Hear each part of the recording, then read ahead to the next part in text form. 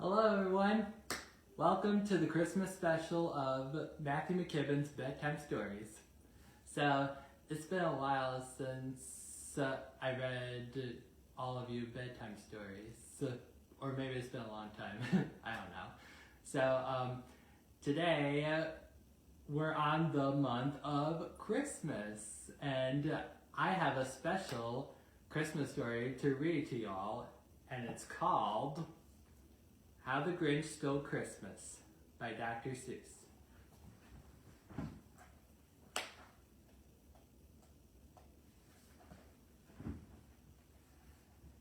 Every Who down in Whoville liked Christmas a lot. But the Grinch, who lived just north of Whoville, did not. The Grinch hated Christmas the whole Christmas season. Now please don't ask why. No one quite knows the reason. It could be his head wasn't screwed on just right. It could be perhaps that his shoes were too tight. But I think the most likely reason of all may have been that his heart was 2 sizes too small. But whatever the reason, his heart or his shoes, he stood there on Christmas Eve hating the Whos, staring down from his cave with a sour, grinchy frown at the warm, lighted windows below in their town. For he knew every Who down in Whoville beneath was busy now hanging a mistletoe wreath. And they're hanging their stockings, he snarled with a sneer. Tomorrow's Christmas. It's practically here. Then he growled with his Grinch fingers, nervously drumming. I must find a way to stop Christmas from coming. For tomorrow, he knew,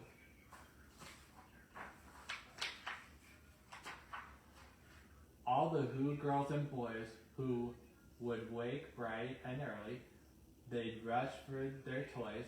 Oh, then, the noise, noise. That's one thing he hated, the noise.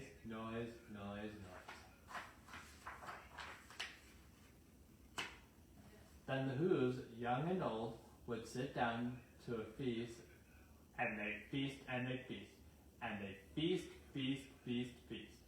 They would feast on Who pudding, or rare Who roast beef, which was something the Grinch couldn't stand in the least. And then they'd do something he liked at least of all. Every Who down Whoville, the tall and the small, would stand close together with Christmas bells ringing. They stand hand in hand, and the Whos would start singing. They singed and they singed, and they sing. And the more the Grinch thought of this Who of Christmas sing, the more the Grinch thought, I must stop this whole thing. Why, for 53 years, I put up with it now. I must stop this Christmas from coming.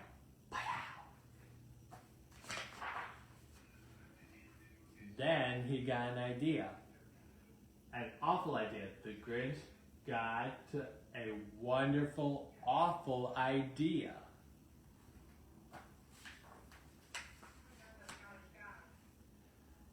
I know just what to do.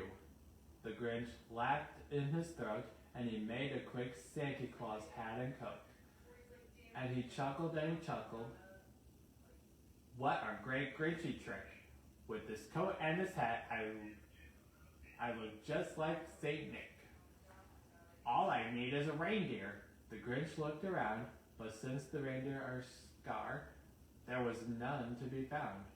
Did that stop the old Grinch?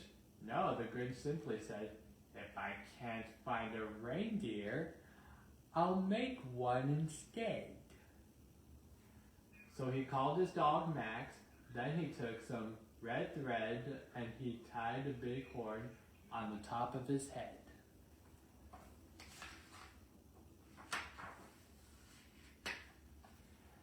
Then he loaded some bags and some old empty sacks on a ramshackle sleigh, and he hitched up old Max. Then the Grinch said, "Damn!" Then the sleigh started down towards the homes where the Whos lay a snooze in their town.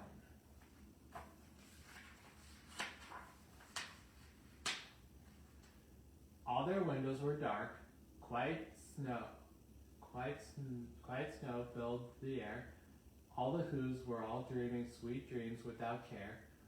When he came to the first little house on the square, "This is stop number 1, the old Grinchy Claus hissed, and he climbed to the roof, empty bags in his fist. Then he slid down the chimney, a rather tight pinch. But if Santa could do it, then so could the Grinch. He got stuck only once for a moment or two. Then he stuck his head out of the fireplace, flew, where the little Who stockings all hung in a row. "These stockings," he grinned, "are the first things to go."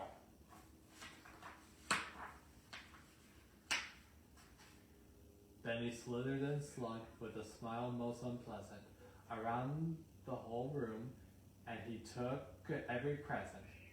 Pop guns and bicycles, roller skates, drums, checkerboards, tricycles, popcorns, and plums. And he stuffed them in bags, and then the Grinch, very nimbly, stuffed all the bags, one by one, up the chimney.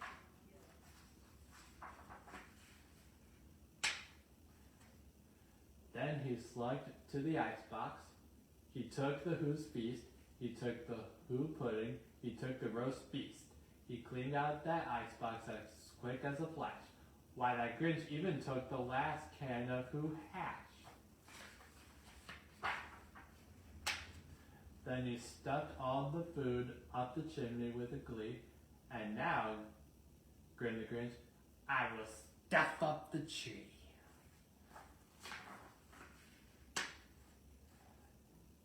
And the Grinch grabbed the tree, and he started to shove when he heard a small sound like the coo of a dove.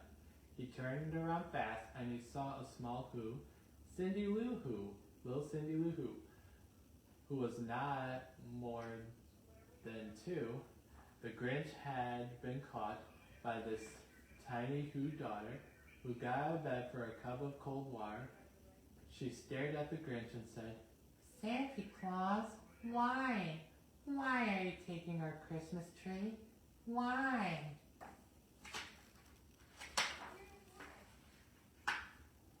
But you know that old Grinch was so smart and so slick, he thought up a lie and he thought it up quick. "Why, my sweet little tot," the big Santa Claus lied, "there's a light on this tree that won't light on one side. So I'm taking it home to my workshop, my dear. I'll fix up there, and then I'll bring it back here."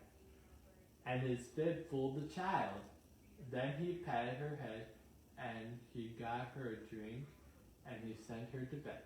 And when Cindy Lou Who went to bed with her cup, he went to the chimney and stuffed the tree up. Then the last thing he took was the log for their fire.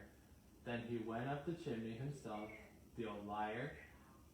On their walls he left nothing but hooks and some wire, and the one speck of food that he left in the house was a crumb that even too small for a mouse. Was even too small for a mouse.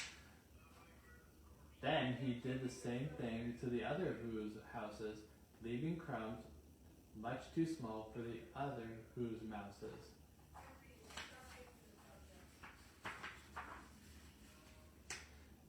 It was dawn, all the Who's still abed, all the Who's still snooze, when he packed up his sled, packed it up with their presents, the ribbons, the wrappings, the tags, and the tinsel, the trimmings, the trappings.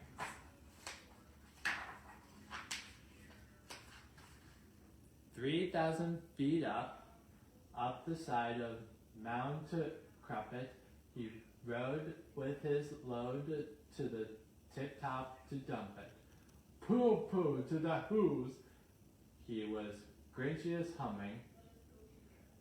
They're finding out now that no Christmas is coming. They're just waking up. I know just what they'll do. Their mouths will hang open a minute or two. Then the Who's down in Whoville will all cry boo hell. That's a noise, grinned the Grinch, that I simply must hear. So he paused, and the Grinch put his hand to his ear, and he did hear a sound rising over the snow. It started in low, then it started to grow.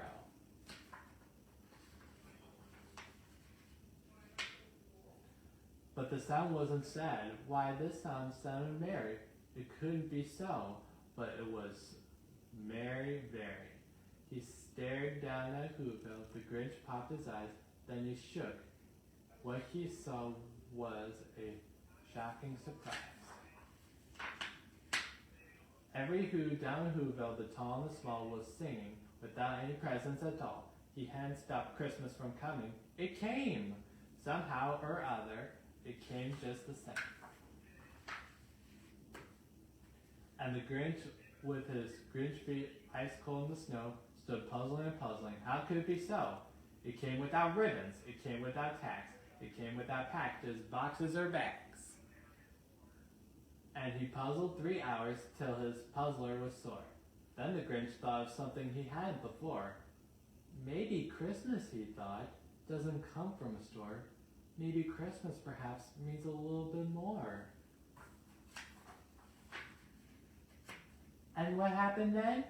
Well, in Whoville they say that the Grinch's small heart grew 3 sizes that day, and the minute his heart didn't feel quite so tight, he whizzed with his load through the bright morning light, and he brought back the toys, the food for the feast, and he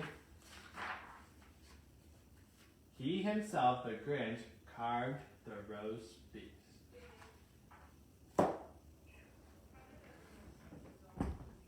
Well, what'd you think of that? It was so hard that the Grinch didn't like Christmas at first. But at the end, he realized that Christmas means something special and doesn't come from a store or anything like that. You know, to be honest, I think I've seen both animated and live action movies. So in the live action movie with the funny actor Jim Carrey, I've actually found out that that Cindy Lou Who, the smallest Who, actually went up the mountain to find the Grinch, and she told him that no one should be alone on Christmas. And I think she was right about that. So it was nice that the Grinch's heart grew bigger because he found light and the spirit of Christmas all over again. But in the live action movie, when the Grinch was very little, he actually was bullied by Augustus May who actually was in love with Martha May. but throughout the years, Martha May still had feelings for Mr. Grinch after all this time, which is so nice.